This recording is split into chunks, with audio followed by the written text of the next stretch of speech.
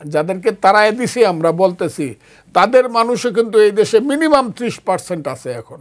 BNP গেছে গিয়ে দস্তখত করে ফেলছে। তো 9 মাস পরে প্রতারণার শিকার বিএনপি হয়েছে, এখন নেতৃত্ব তাই বলছেন। কিন্তু বিএনপিকে যারা চিনে, রাজনীতিকে যারা দীর্ঘদিন অভিজ্ঞতার মধ্য দিয়ে দেখে এবং যারা বিএনপির শুভাকাঙ্ক্ষী অথবা বিরোধী, শুভাকাঙ্ক্ষী নয়, সেই সব মানুষ কিন্তু লক্ষ্য করছিল বিএনপি রাষ্ট্র ক্ষমতায় যাওয়ার জন্য তারা ধরেই নিয়েছিল একটা ইলেকশন হলে পরেই আমরা সরকার হব, এবং এইটাই বাস্তবতা।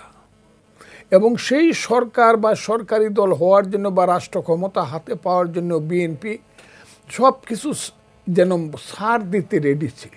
এমনকি আমি নাম ধরে বললাম, এই যে সালাউদ্দিন আহমদ সাহেব, এনসিপি কি আপনার সমান, জামাত কি আপনার সমান? ইউনূস সাহেবকে বলেন যে আপনি কথা বললে আমাদের সাথে বলবেন না, তাদের সাথে যদি আলাদা কথা বলতে হয় আলাদা বলবেন না।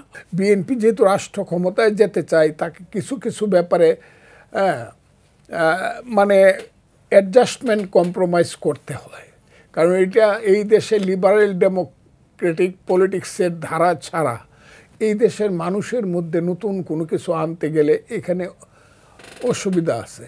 কাজে বিএনপি ক্ষমতায় যাওয়ার জন্য, এবং বিএনপি হলো একটা প্ল্যাটফর্ম মতো দল, কাজে সে সবাইকে সন্তুষ্ট করে কাজ করতে চায়, এবং যে কারণে বিএনপি বাংলাদেশের প্রথম ইমিউনিটি বুস্টার সমৃদ্ধ fantastic happy energy biscuit adjustment কম্প্রোমাইজের পথে ইউনূস সাহেবের সাথে গেছিল।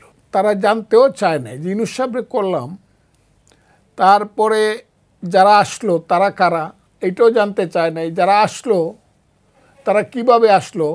তারা আসলো তো প্রসেস অফ কনস্টিটিউশন 106 আর্টিকেল অনুযায়ী, যদিও 5 জন এপিলেট ডিভিশনের বা 7 জন এপিলেট ডিভিশনের সমস্ত বিচারপতিরা বসেন নাই, প্রধান বিচারপতি সহ, এটা আমরা এখন জানি, এবং এটা টোটাল মিথ্যা। তারপরেও আমরা সেদিন মনে করছিলাম যে তাদের বুদ্ধি লিগ্যালিটি আছে, সব বিচারপতি, প্রধান বিচারপতি সহ সব বিচারপতিরা মিলেই তাদেরকে দায়িত্বটা, তাদেরকে ডিসিশনটা দিছে।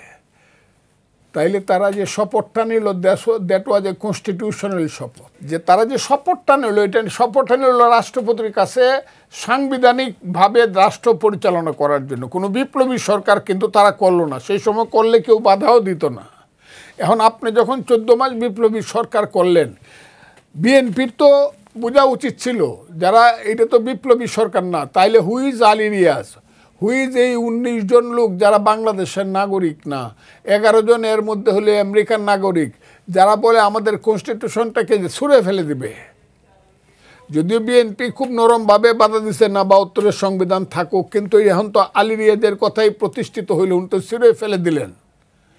ওই জায়গাটা যে বিএনপি গেছে গিয়ে দস্তখত করে ফেলছে, অ্যাডজাস্টমেন্ট কম্প্রোমাইজের জায়গায় যে সারেন্ডার করে ফেলছে, এটা কিন্তু মানুষ মনে করে, এবং এই ভুলটা কিন্তু হয়ে গেছে।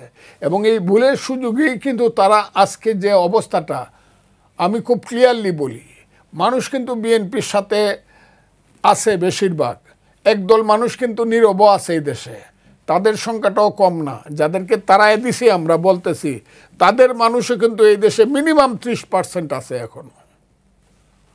বিএনপি হয়তো বা 40-45% আছে, আর বাকিরা জামাত টামাত যে বলতেছে, জামাতদের অস্ত্র বাড়ছে, অর্থ বাড়ছে, তাদের ক্যাডার বাড়ছে, শক্তি বাড়ছে,